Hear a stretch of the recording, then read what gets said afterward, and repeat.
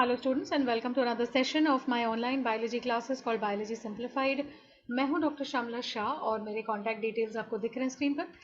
Students, हम 12th standard के text book का जो है chapter second chapter that is reproduction in lower and higher animals, इसका 12th पार्ट स्टडी कर रहे हैं। जो स्टूडेंट्स अभी अभी जुड़े हैं, ओके, आपको सारे previous parts as well as previous chapters मेरे चैनल पर मिल जाएंगे। So please do not forget कि आपको चैनल को लाइक शेयर एंड सब्सक्राइब करना है। Thank you to all of those students जो कंटिन्यूसली मेरे टच में हैं और मेरे चैनल को सब्सक्राइब कर रहे हैं। Thank you very much for your support. जो स्टूडेंट्स क्लासेस में इंटरेस्टेड हैं 10th से लेके 12th तक for biology any board classes are available, so offline as well as online classes. Please do not forget to contact. My contact details are already there. Okay, so let's continue students. हमने last video जो है वो genesis पे किया था। So today we will look at the next aspect of this, जिसका नाम है फर्टिलाइजेशन या syngamy. Okay, fertilization is basically sexual reproduction जो है, ओके, जिसको हम स्टडी कर रहे हैं। अब सेक्सुअल रिप्रोडक्शन का मेजर एस्पेक्ट क्या है या प्रिंसिपल कैरेक्टरिस्टिक क्या है? करेक्ट, इसमें गैमीट्स बनते हैं और दो गैमीट्स का फ्यूजन होता है। करेक्ट, इसको हम कहते हैं sexual reproduction in the main sense of the term, right. अब गैमीट्स बनने के बाद और फ्यूजन हो जाने के बाद, ओके, फर्टिलाइजेशन का जो प्रोसेस है, इसका फर्टिलाइजेशन को हम कैसे डिफाइन करेंगे? जब हैप्लॉइड मेल और फीमेल गैमेट्स फ्यूज होते हैं, ओके, तो हैप्लॉइड हमें ऑलरेडी पता है अभी कि आपका जो डिप्लॉइड सेल है या मदर सेल है उसमें मेयोसिस होता है। ये प्रोसेस हम ऑलरेडी देख चुके हैं, male as well as female gamete का फॉर्मेशन।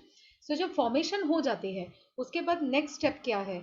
मेल गैमेट बन गया, फीमेल गैमेट बन गया, ओके, दोनों में हैप्लॉइड सिस्टम आ गई। अब ये दोनों जो हैं गैमेट्स ये फ्यूज होंगे और अल्टीमेटली मुझे क्या मिलेगा? I will get a diploid zygote. Okay, तो एक सिंगल सेल मिलेगा जो डिप्लॉइड होगा। अब जैसे दूसरे मैमल्स हैं, करेक्ट, ह्यूमन बींग्स में भी, इंसानों में भी ये जो फर्टिलाइजेशन की प्रोसेस है जहाँ पे मेल एंड फीमेल गैमेट्स का मीटिंग होता है ना, ये जो प्रोसेस है ये एक इंटरनल प्रोसेस है, बॉडी के अंदर होती है। ओके, एंड टिपिकली ये कहाँ पे होता है? It happens in the ampulla. तो याद है हमने जब फीमेल रिप्रोडक्टिव सिस्टम किया था तभी हमने देखा था कि फीमेल सिस्टम में एम्प्यूला करके एक जगह होती है, फैलोपियन ट्यूब है या यूटेराइन ट्यूब है, उस जगह पे फर्टिलाइजेशन का जो इवेंट है वो होता है। ओके, जो फर्टिलाइज्ड एग है या जो जाइगोट है उसका फर्दर डेवलपमेंट क्या होगा? तो अभी वापस से क्रम देखिए, इवेंट्स कैसे हो रहे हैं। Haploid mail and female gametes दो अलग अलग सिस्टम्स में बनते हैं, ओके, फिर वो फ्यूज होते हैं। फ्यूजन जो है ये फीमेल सिस्टम के अंदर, यूटेरस के अंदर एम्प्यूला में, फैलोपियन ट्यूब का जो एम्प्यूला रीजन है वहां पे दोनों मेल एंड फीमेल गैमेट का फ्यूजन या फर्टिलाइजेशन प्रोसेस होता है। अब फर्टिलाइजेशन होने के बाद एग, जब ये फीमेल एग फर्टिलाइज हो जाता है, ओके, जाइगोट बन गया, आपके पास एक डिप्लॉइड सेल आ गई। अब ये डिप्लॉइड जाइगोट एम्ब्रियो बनाएगा। करेक्ट, एम्ब्रियो जो स्टार्टिंग पॉइंट है एक ह्यूमन बेबी के डेवलपमेंट का, इसको हम एम्ब्रियो बोलते हैं। पर ये जो एम्ब्रियो का डेवलपमेंट का प्रोसेस है ना, ये प्रोसेस भी यूटेरस में होगा। करेक्ट, सो जो फीमेल सिस्टम है, फीमेल सिस्टम की जो डिजाइनिंग है, ओके, वो इसीलिए है, ऐसी है कि नॉट ओनली वहाँ फर्टिलाइजेशन इवेंट होती है, लेकिन फर्टिलाइजेशन हो जाने के बाद जो एम्ब्रियो बनता है उस एम्ब्रियो का डेवलपमेंट, उसका ग्रोथ, ओके, उसका पूरा एक कंप्लीट, जब तक ह्यूमन बेबी का हर पार्ट डेवलप नहीं हो जाता, that baby is kept inside the female system. ठीक है, तो ये जो है ये ह्यूमन सिस्टम है, इसकी डिजाइनिंग है। अब मैकेनिज्म देख लेते हैं और फिर डायग्राम की तरफ जाएंगे। ओके, मैकेनिज्म ऑफ फर्टिलाइजेशन मतलब ये जो मेल एंड फीमेल गैमीट का मिलना है ये एक्चुअली कैसे होता है। ओके, अब जब मेल पार्ट में से सीमन रिलीज या एजैक्यूलेट होता है तो इसके अंदर हैं स्पर्म्स, ये हमें ऑलरेडी पता है, प्लस दूसरे सिक्रीशंस हैं, है ना, बल्बो यूरेथ्रल ग्लैंड्स के, प्रोस्टेट ग्लैंड के, बहुत सारे सिक्रीशंस हैं, लिक्विड्स हैं। अब ये जो कोएगुलेटेड सीमन है ना, कोएगुलेटेड मतलब क्या? जमा हुआ। तो सीमन जो है, क्योंकि उसके अंदर कुछ ऐसे फैक्टर्स होते हैं, ऐसे प्रोटीन्स होते हैं जिससे वो जम जाता है, जेली जैसे हो जाता है। करेक्ट, सीमन जैसे ही रिलीज होता है वो थोड़ा बहुत जेली जैसे हो जाता है, लेकिन जब वो फीमेल सिस्टम के अंदर आता है तब क्या होगा? ओके, जो जमा हुआ सीमन है उसका लिक्विफिकेशन होगा, वापस से वो लिक्विड फॉर्म में आ जाएगा। और जो स्पर्म्स हैं जो जमे हुए सीमेन के अंदर ऐसे स्टॉप होके फ्रीज होके खड़े हो गए थे, just they were not moving, okay, तो अभी ये स्पर्म्स लिक्विफिकेशन के बाद एक्टिव हो जाएंगे, correct, they will become active. और जो मैकेनिज्म है फर्टिलाइजेशन की, ओके, वो कुछ इस तरह होगा। इसको हम अलग अलग स्टेजेस में डिवाइड कर लेते हैं। तो अभी जो जमा हुआ सीमेन है, ओके, वो डीकोएगुलेट हो गया, लिक्विफाई हो गया, स्पर्म्स जो है ये एक्टिव हो गए हैं। अब व्हाट विल हैपन, ये जो मूवमेंट है स्पर्म की, तो एक्टिव स्पर्म को अभी एग की तरफ मूव करके जाना है, करेक्ट। तो ये जो मूवमेंट है ये कैसे शुरू होती है, इसमें जो स्पर्म्स वेजाइना में रीच होते हैं फीमेल वेजाइनल सिस्टम में, इनका ना कैपेसिटेशन होता है। Now what is the meaning of this, जितने स्पर्म्स पहुंचते हैं 50% जो स्पर्म्स हैं, मान लीजिए 100 स्पर्म्स पहुंचे, तो उसमें से 50 स्पर्म को तो हम खत्म कर देंगे, ओके, वो डिमोटलाइज हो जाएंगे, मतलब उनकी मूवमेंट खत्म हो जाएगी, या तो वो टूट जाएंगे, ब्रेक हो जाएंगे, या खत्म हो जाएंगे किसी और तरीके से। जो बचे हुए 50 हैं, है ना, 50%, या जैसे मैंने एग्जाम्पल लिया है उसमें 100 में से 50, ओके, तो जो रिमेनिंग 50 है, ये रिमेनिंग 50 स्पर्म्स जो हैं ये कैपेसिटेट होते हैं। और कैपेसिटेशन के प्रोसेस को लगभग 5 से 6 घंटे लग जाते हैं, ओके। अब ये कैपेसिटेशन क्या है, जो एक्रोसोमल मेम्ब्रेन होती है, जो एक्रोसोमल मेम्ब्रेन है, sorry, I am so sorry, ये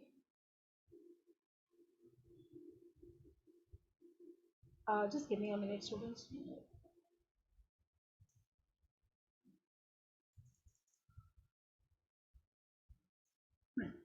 ये जो कैपेसिटेशन की प्रोसेस है ना, इसको कम से कम 4 से 5 आवर्स जो है ये लग जाते हैं। अब जो मेम्ब्रेन है आपके एक्रोसोमल मेम्ब्रेन, आपको याद होगा स्पर्म का स्ट्रक्चर हम ऑलरेडी कर चुके हैं, तो जो एक्रोसोमल मेम्ब्रेन है वो मेम्ब्रेन अचानक हो जाती है पतली, है ना, इट बिकम्स थिन। और पतले मेम्ब्रेन के अंदर कैल्शियम जो है ये स्पर्म के अंदर एंटर करता है। देखिए ध्यान देने की बात है, Ca2+ स्पर्म में एंटर करता है, और जैसे ही वो स्पर्म में एंटर करता है, इनके जो टेल्स है ना स्पर्म के, ये अचानक से मूव होने लगते हैं, बहुत फास्ट, बहुत जल्द जल्द जल्द, विप्लैश मूवमेंट, मतलब लेफ्ट टू राइट, जैसे आप पानी में हाथ ऐसे फेंक रहे हैं अपना, है ना, थ्रैशिंग मूवमेंट। सो इतना फास्ट मूवमेंट होता है, तो उसकी वजह से स्पर्म्स जो हैं ये एक्स्ट्रा एक्टिव होना शुरू होते हैं। और ये मूवमेंट की वजह से या कैपेसिटेशन की वजह से स्पर्म के अंदर जो एक्स्ट्रा एनर्जी या एक्टिविटी उत्पन्न होती है, उससे स्पर्म स्विम करते हुए, तैरते हुए फीमेल सिस्टम में ऊपर मूव होने शुरू होता है, ऊपर की तरफ। हाँ, वेजाइना से यूटेरस, क्योंकि वेजाइना तो निचला हिस्सा है बॉडी का, यूटेरस ऊपर है एब्डोमेन के अंदर, तो स्पर्म्स जो हैं वो तैरते हुए खूब एक्टिविटी के साथ वजाइना से यूट्रस की तरफ मूव होना शुरू करते हैं, और वहां से वो जाते हैं ओवी डक्ट की तरफ या फेलोपियन ट्यूब की तरफ।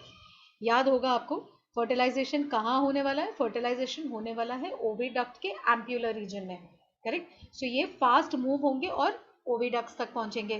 प्रोस्टाग्लैंडिन्स जो है, जो प्रेजेंट है कहाँ पर, आपके सीमेन के लिक्विड में प्रोस्टाग्लैंडिन्स प्रेजेंट है, ये क्या करते हैं, स्पर्म्स को एक्टिवेट करते हैं, ठीक है। साथ साथ में फीमेल सिस्टम में भी कुछ लिक्विड सिक्रीशंस निकलते हैं वेस्टिब्यूल से। वेस्टिब्यूल रीजन जो है, जो हमने किया है फीमेल सिस्टम करते समय, तो उस रीजन से कुछ लिक्विड्स निकलते हैं, और ये जो वेस्टिब्यूलर सिक्रीशंस हैं ये भी स्पर्म के मूवमेंट को फास्ट करने में, बढ़ाने में मदद करते हैं, ओके, एनहांसिंग, मतलब किसी चीज को बेटर बनाना, किसी चीज को फास्ट करना। अब स्पर्म्स की जो स्विमिंग मूवमेंट है ना ये बड़ी तेज है, तो इनका एवरेज स्विमिंग स्पीड 1.5 से लेके 3 मिलीमीटर 1 मिनट में, 1.5 से 3 मिलीमीटर 1 मिनट में ये मूव कर जाते हैं, ओके। अब ये स्पर्म फटाफट ऊपर की तरफ मूव करके कहाँ पहुंच जाते हैं, ये पहुंचते हैं एम्प्यूलरी रीजन में, करेक्ट। तो ये पहुंचते ऊपर कैसे हैं, एक तो वो खुद स्विम करते हैं, स्पर्म्स खुद स्विम करते हैं क्योंकि उनकी फ्लैजेला है।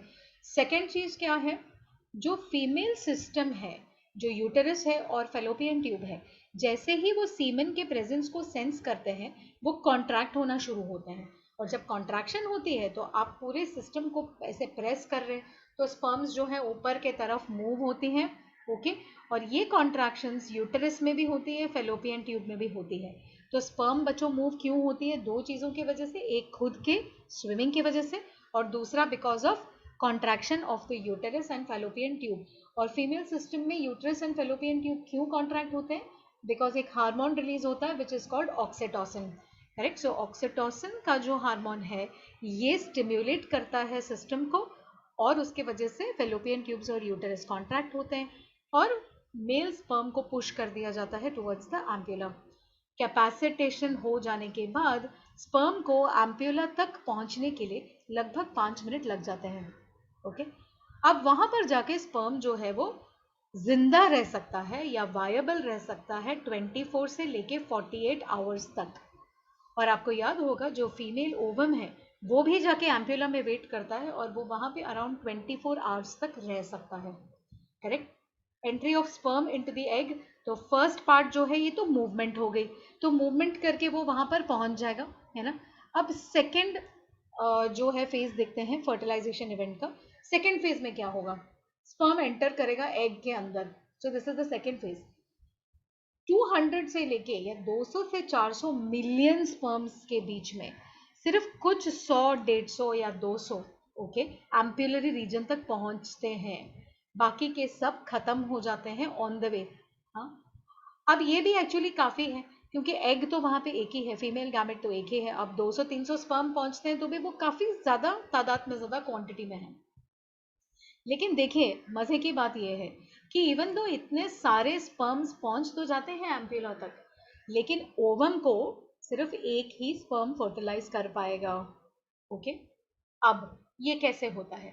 जैसे एक स्पर्म है वो एग तक पहुंच गया, एग तक पहुंच के उसने उसके साथ में कांटेक्ट बनाया, ओके, और वो हल्के से उसके ऊपर टच होके बैठ जाएगा या वेट करेगा। It is called lying against. ठीक है। अब थोड़े टाइम के बाद उसका जो एक्रोजोम है स्पर्म का, ये कुछ स्पेशल एंजाइम्स, स्पेशल केमिकल्स को रिलीज करता है। करेक्ट। ये एंजाइम्स या ये केमिकल्स का नाम होता है लाइसेंस। लाइसेंस के दो मेजर टाइप्स हैं, hyaluronidase and corona penetrating enzymes. दो एंजाइम्स हैं, hyaluronidase enzyme and corona penetrating enzymes. Correct. अब ये क्या करते हैं? ये सेपरेट करते हैं और सेल्स को डिसॉल्व करते हैं। कहाँ के सेल्स को? Corona radiata. प्लीज अंडरस्टैंड आप प्रोसेस क्या कर रहे हैं। स्पर्म अभी एग के बाहर है और एग के आजू बाजू में बहुत सारे सेल्स हैं, जैसे करोना रेडिएटा, उसके लेयर्स हैं। ओके। सेल्स के बीच में एक जेली जैसा सब्सटेंस है जो सेल्स को पकड़ के रखता है, सीमेंट जैसा सब्सटेंस, जिसको हम कहते हैं हाइल्यूरोनिक एसिड। तो अगर स्पर्म को एग के अंदर एंटर करना है तो उसे पहले इन सेल्स को सेपरेट करना पड़ेगा, जगह बनानी पड़ेगी, खोद कर एक होल बनाना पड़ेगा। ये कैसे करेगा? एंजाइम्स की मदद से। So hyaluronidase and corona penetrating enzymes जो हैं ये सेल्स को काट कर डिसॉल्व करके उनके बीच के हाइलुरोनिक एसिड को खत्म करके एक जगह बनाती है, सो दैट स्पर्म का जो हेड है, जो सर है, वो पेनेट्रेट करते हुए नीडल के जैसे अंदर के जो लेयर्स हैं उनको पोक करके अंदर चला जाए through the zona pellucida. I hope आपको सिस्टम समझ में आ रही है। ओके। जो जोना पेल्यूसिडा है ना, इसमें क्या है? Fertilizin receptor proteins. ओके। अब जोना पेल्यूसिडा फीमेल एग का लेयर है, उसके ऊपर दो स्पेशलाइज्ड प्रोटीन्स होती हैं, ZIP3 and ZIP2, ZP3 and ZP2, which is zona pellucida proteins. Okay. 3 and 2।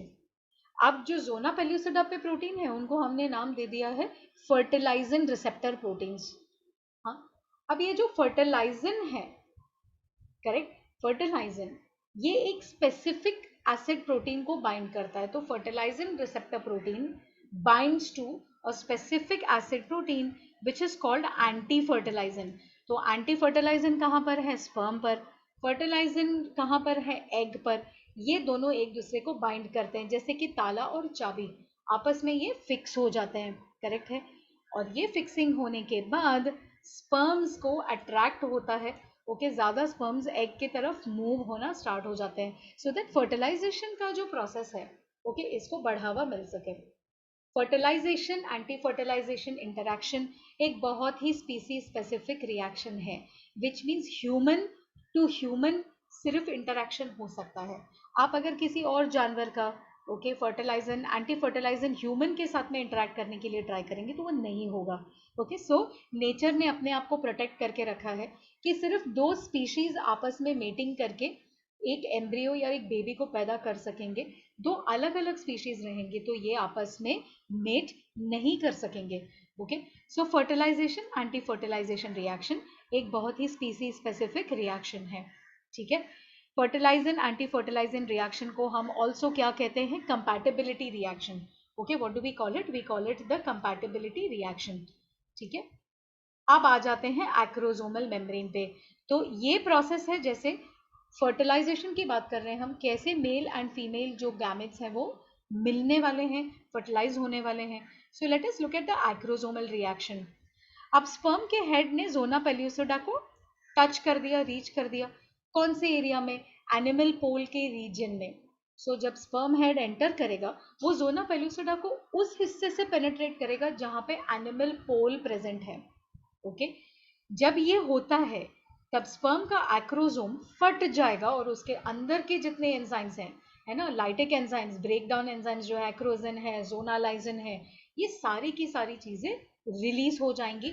Okay, और वो क्या करेंगे, जोना पेल्यूसिडा को, ओके, वो डिसॉल्व करना शुरू कर देंगे। ठीक है, जैसे ही ये रिलीज होता है और जोना पेल्यूसिडा को कांटेक्ट एंजाइम्स के साथ में हो जाती है, एक नया रिएक्शन शुरू होता है जिसको हम कहते हैं एग रिएक्शन। ठीक है, एक छोटा सा फर्टिलाइजेशन कोन बन जाता है, एक स्मॉल ऐसे खड्डा जो आइसक्रीम कोन जैसे दिखता है, कोन होता है ना आइसक्रीम का, वैसे दिखता है। कहाँ बनता है ये, एग के मेम्ब्रेन पे। स्पर्म का हेड इस आइसक्रीम कोन, या आइसक्रीम कोन नहीं है, एग का कोन है। ओके, इसको फर्टिलाइजेशन कोन बोलते हैं। तो स्पर्म का जो हेड है ये फर्टिलाइजेशन कोन को आके कांटेक्ट करता है, और क्या होता है, जहां पर वो कांटेक्ट होता है एक हल्का सा सेल मेम्ब्रेन में लहर उठ जाता है, इसको हम कहते हैं वेव ऑफ डिपोलराइजेशन। वहां पे सेल मेम्ब्रेन में, एग के सेल मेम्ब्रेन में हल्के फुल्के चार्जेस का सेपरेशन होता है। ओके, और जब ये डिपोलराइजेशन होता है उस पॉइंट ऑफ कांटेक्ट में वहां पर एग सेल का प्लाज्मा मेम्ब्रेन डिसॉल्व हो जाता है, स्पर्म का भी मेम्ब्रेन डिसॉल्व हो जाता है, सडनली दोनों मेम्ब्रेन गायब। तो अंदर का जो मैटर है, स्पर्म का न्यूक्लियस और उसके अंदर के सेंट्रियोल्स एग सेल के अंदर चले जाते हैं, मूव हो जाते हैं बड़ी आसानी से, लेकिन बाहर के पार्ट्स बाहर ही रह जाते हैं। तो पूरा का पूरा स्पर्म का हेड अंदर टेल के साथ नहीं जाता, ओनली उसका जो साइटोप्लाज्मिक कंटेंट है ना, न्यूक्लियस है, सेंट्रियोल्स है, ये एंटर होते हैं। करेक्ट, जैसे ही, अभी देखिए कितना ब्यूटीफुल डिजाइनिंग है ना, जैसे ही स्पर्म का हेड विटेलाइन मेम्ब्रेन को टच होता है एग सेल के, एक रीजन है या एक रिएक्शन है जिसको हम कहते हैं कॉर्टिकल रिएक्शन, वो तुरंत एक्टिवेट होता है। और जो एग का नॉर्मल मेम्ब्रेन है ना, सॉफ्ट विटेलाइन मेम्ब्रेन, जिसको पहले स्पर्म आसानी से काट करके पेनिट्रेट करके अंदर जा सकता था, अभी ये कन्वर्ट हो जाएगा into a relatively harder, okay, fertilization membrane. So process समझिए, जैसे फर्स्ट टाइम जब स्पर्म ने आके टच किया था मेम्ब्रेन को, उस टाइम पे मेम्ब्रेन नरम थी, तो स्पर्म ने आसानी से उसको डिसॉल्व करके अपने अंदर के कंपोनेंट्स को मिक्सअप कर दिया। लेकिन अभी एक स्पर्म ने एंटर कर लिया, अभी अगर एग ने अपने आप को प्रोटेक्ट नहीं किया तो वहां पे तो 200 स्पर्म है, सारे स्पर्म्स एंटर करने के लिए देखेंगे एक ही एग के, और इतने सारे फर्टिलाइजेशन रिएक्शंस तो नहीं हो सकते। सो क्या होगा, जो सॉफ्ट मेम्ब्रेन है, जैसे ही एक स्पर्म अंदर चला गया फीमेल एग के अंदर, एग अपने आप को प्रोटेक्ट कर लेगा, विटेलाइन मेम्ब्रेन को वो चेंज करके एक हार्ड फर्टिलाइजेशन मेम्ब्रेन बना देगा। ओके, कैसे करेगा ये, जो स्पर्म रिसेप्टर्स थे जोना पेल्यूसिडा को, उनको बंद कर देंगे, डीएक्टिवेट कर देंगे, उनको बोलेंगे भैया आपका काम खत्म, अभी इसको आप बंद कर दो, है ना। एक अलग से रीजन क्रिएट हो जाती है जिसको हम कहते हैं पेरीविटेलाइन स्पेस। फर्टिलाइजेशन मेम्ब्रेन के आजू बाजू में एक स्पेस क्रिएट हो जाती है जिसको हम कहते हैं पेरीविटेलाइन स्पेस। करेक्ट, और ये सारे चेंजेस की वजह से एक स्पर्म के एंट्री के बाद और कोई भी स्पर्म एंटर नहीं हो सकता, और इसीलिए पॉलीस्पर्मी जो है ये अवॉइड हो जाती है। देयर इज नो पॉलीस्पर्मी, मतलब एक ही स्पर्म फर्टिलाइज कर सकता है एक एग को, बहुत सारे अगर फर्टिलाइज करते तो उसको कहते हैं पॉलीस्पर्मी। करेक्ट है, सो है ना, बहुत इंटरेस्टिंग चीज है कि कैसे होता है। अभी ये सी पार्ट पे आ जाते हैं। तो फ्यूजन की बात हमने कर ली, हम फर्टिलाइजेशन इवेंट्स को समझने की कोशिश कर रहे हैं। फ्यूजन हो गया, अब बात करते हैं एक्टिवेशन की। ओवम आपको याद होगा मेटाफेज 2 पे अरेस्ट हुआ है ना। तो मेटाफेज 2 के आगे वो अपने मियोटिक प्रोसेस में नहीं गया है। जो स्टूडेंट्स अभी अभी जुड़े हैं इस प्रोसेस को समझने के लिए प्लीज गो बैक और पुराने वीडियोस देख लीजिए। Correct, okay. जब स्पर्म का हेड विटेलाइन मेम्ब्रेन के साथ में अटैच होता है या कांटेक्ट होता है, ओके, जो फीमेल एग है जो मेटाफेज पे वेट कर रहा था पेशेंटली कि अभी स्पर्म आएगा तो मैं मेटाफेज 2 से आगे बढ़ूं, अभी वो एक्टिवेट हो जाएगा और वो अपने मियोसिस 2 के प्रोसेस को कंप्लीट करेगा। ठीक है, एनाफेज 2 टेलोफेज 2 उसको कंप्लीट करेगा। और जब ये प्रोसेस कंप्लीट होगी तो सेकेंड पोलर बॉडी जो है ये बन जाएगी उस टाइम पे, है ना। जर्मिनल वेसिकल, ओके, अपने आप को चेंज कर लेगा और उससे वो बन जाएगा प्रो न्यूक्लियस या फीमेल प्रो न्यूक्लियस। अब इस स्टेज पे हम ओवम को कह सकते हैं कि अभी ये बन गया है ट्रू ओवम या एग सेल। करेक्ट, अभी तक ये अरेस्टेड फेज पे है तो वी कुड नॉट से कि ये फाइनल ओवम है। I hope you are understanding this process. ठीक है, एग एंड स्पर्म का फ्यूजन। अब जो कवरिंग्स हैं male and female pronuclei के, ये डिजेनरेट होते हैं, खत्म हो जाते हैं, खराब हो जाते हैं। और क्या होता है, क्रोमोसोमल पेयरिंग जो है ये शुरू हो जाती है। अब इस क्रोमोसोमल पेयरिंग के कारण ओके क्या होता है, एक सिन कैरियन बन जाती है। जो स्ट्रक्चर बनती है ना इस क्रोमोसोमल पेयरिंग की, उसको हम कहते हैं सिन कैरियन। और इस प्रोसेस को हम कहते हैं सिंगेमी या कैरियोगेमी। अब क्या हो गया, दो हैप्लॉइड न्यूक्लियाई के क्रोमोसोम्स आ गए, सब कुछ खत्म हो गया। तो अभी दो हैप्लॉइड का सिंगमी खत्म और अभी हमारे पास जो सेल है उसको हम कह सकते हैं कि जाइगोट की फॉर्मेशन हो गई है। ये डिप्लॉइड सेल है। ओके, फर्टिलाइजेशन के बाद सबसे पहले सेल है ये एक नए ह्यूमन बींग का, बेबी का सबसे पहला सेल जाइगोट। जो प्रॉक्सिमल सेंट्रियोल है ना, जो स्पर्म से आई है, ये सेंट्रियोल मदद करती है सिन कैरियोनिक स्पिंडल फॉर्मेशन में और इसके वजह से सेल का क्लीवेज हो सकता है। इफ यू रिमेंबर फीमेल में सेंट्रियोल नहीं है, ओके, तो जो क्लीवेज है, जो साइटोकाइनेसिस है, ये नहीं हो सकता क्योंकि स्पिंडल फाइबर फॉर्म होने का जो बेसिक अपैरेटस है वही नहीं है। तो अभी पूरी प्रोसेस कंप्लीट हो गई और जो सेल बन गई आपकी जाइगोट, उसका फर्स्ट डिवीजन होता है और आपको मिलते हैं दो सेल्स जिनको हम कहते हैं ब्लास्टोमेर। ओके, तो यहाँ पे फर्टिलाइजेशन प्रोसेस पूरा हुआ। सिग्निफिकेंस देख लेते हैं जल्दी से। ओके, क्यों होना चाहिए फर्टिलाइजेशन। जो सेकेंडरी ओवोसाइट है जो मेटाफेज 2 में अरेस्ट हुआ है फीमेल गैमेट बनने के पहले, ये फर्टिलाइजेशन के बाद अपने वो जेनेटिक प्रोसेस को कंप्लीट करता है और उसके बाद ही वो एक मैच्योर फीमेल गैमेट या ओवम देता है। अगर फर्टिलाइजेशन नहीं होता तो मैच्योर फीमेल गैमेट बनेगा नहीं। सेकेंड इंपॉर्टेंस की फर्टिलाइजेशन क्यों होती है, डिप्लॉयड क्रोमोसोम नंबर वापस आ जाती है जाइगोट में because of syngamy. Okay, please understand कि एक ह्यूमन बींग को ह्यूमन बींग होने के लिए 46 क्रोमोसोम्स की जरूरत है। 23 क्रोमोसोम्स लेकर के एक कंप्लीट ह्यूमन बींग तो बने नहीं सकता। करेक्ट, सो जब भी हम गैमीट बनाते हैं हम 46 क्रोमोसोम को रिड्यूस करके वेरिएशन क्रिएट करके हम हैप्लॉइड गैमीट बनाते हैं जिसमें सिर्फ 23 क्रोमोसोम्स हैं। बट अगर हमें एक फुल्ली फंक्शनल ह्यूमन बींग बनाना है तो हमें 23 क्रोमोसोम का 46 तो बनाना ही है। इसीलिए हमें मेल और फीमेल गैमीट का फ्यूजन बहुत ज़रूरी है सो दैट मेल से 23 फीमेल से 23 टोटली 46 क्रोमोसोम्स वापस बन जाते हैं and again I have a system okay जो एक ह्यूमन बींग को फॉर्म कर सकता है। अब ओवम में या फीमेल गैमेट में सेंट्रियोल्स नहीं है एंड सेंट्रियोल्स नहीं होने के वजह से बेबी बनाने के लिए एक सेल से जो हजारों सेल हमें बनाने हैं वो हम नहीं बना सकेंगे क्योंकि डिवीजन हो नहीं पाएगा। करेक्ट है, तो अगर स्पर्म अंदर नहीं आएगा फीमेल गैमेट के तो सेंट्रियोल्स भी नहीं आएंगे। ओके, और आगे का जो डेवलपमेंट है, जो नंबर ऑफ सेल्स बनने चाहिए वो नहीं बनेंगे। फर्टिलाइजेशन में मेल एंड फीमेल गैमीट दो अलग अलग इंडिविजुअल से, अलग अलग पेरेंट्स से फ्यूज होता है। इसके वजह से वेरिएशंस आते हैं, फादर के कैरेक्टरिस्टिक्स प्लस मदर के कैरेक्टरिस्टिक्स और कुछ नए कैरेक्टरिस्टिक्स, सब नई चीज़ें जो हैं ये फॉर्म होती हैं बिकॉज ऑफ दिस प्रोसेस। और अगर नए कैरेक्टर्स नहीं आएंगे तो इवोल्यूशन जो है वो नहीं हो पाएगी। करेक्ट है।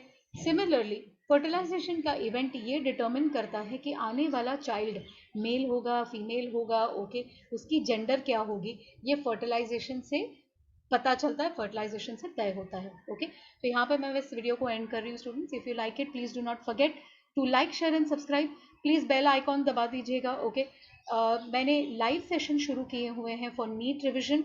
सो आपके फ्रेंड्स जो नीट के लिए तैयारी कर रहे हैं, आप खुद जो नीट के लिए तैयारी कर रहे हैं, please do join so that आपको पता चले रिविजन किस तरीके से करनी चाहिए, कौन से इंपॉर्टेंट पॉइंट्स हैं। ओके, आने वाले संडे को मैं लाइव सेशन जो करूँगी उसमें मैं पेपर सॉल्विंग भी रखने वाली हूँ बायोमोलिक्यूल्स टॉपिक का। तो please do not forget to join me and don't forget to be there. Thank you very much students and keep studying.